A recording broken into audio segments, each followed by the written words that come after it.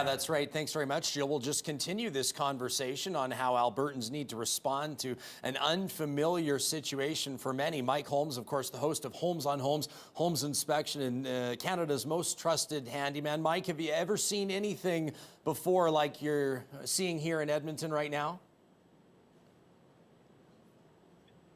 Hello? Mike, can you hear me? It's Ryan Jesperson from Calgary. We're speaking to viewers in Edmonton, Calgary, and across the province. Have you ever seen anything like what we're seeing in southern and central Alberta right now? Well, the only thing that would actually be in relative to me would be New Orleans. This is something I don't think a lot of people would expect as a flood to this level. There's going to be a lot of problems. You have your first devastation, and that's going to be the flood and what it has done. And the second area is when everyone's allowed to go home to actually walk in their home and see the aftermath. Mike, for so many, this will be unfamiliar territory, people not expecting to deal with what could be a complete revamp of their living space. What's the first step people need to take? What's the most important tip that you can give homeowners? Oh, there's quite a few, actually. I'm hoping that the water has already left your home. If it hasn't, it needs to be pumped out, and very quickly. You're going to have to take a lot of measures. The drywall in your basement, if it's only the basement, you need to cut at least 1 foot above the flood plain and remove all the insulation, all the drywall, all the flooring. Even if you have ceramic tile and it's over top of a wood substrate, you'd have to pull all of it. So it's just going to keep holding the moisture. You have to pay attention to this. If there is a sewage backup in the basement due to, let's say, the drains flooding, you're going to have to probably bring in someone that knows how to deal with that, because that's going to be another contamination in itself.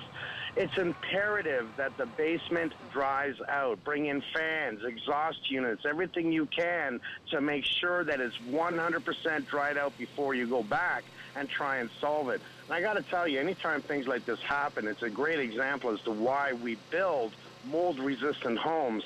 And that's what you got to start thinking of, putting back products that are not going to grow mold. That's the last thing you want, because that's going to cost you even more. Mike, to a certain extent, you've made your living cleaning up messes left behind by fly-by-night contractors. I know at a time like this, where there will be serious strain on resources, people will have to make sure that they're hiring someone they can trust. What would be your words to those people that will be looking to hire a contractor to help them clean up?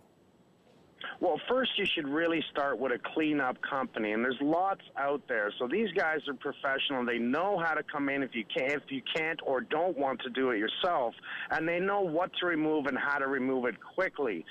From there, now you're going to need someone to come in and fix it, and that's where the patience is going to have to come in, because you can't be in a hurry to do this. It needs to be 100% dry again. Don't be in a hurry to close it back up just because you can't stand what you see, or even can't stand what you smell, for that matter.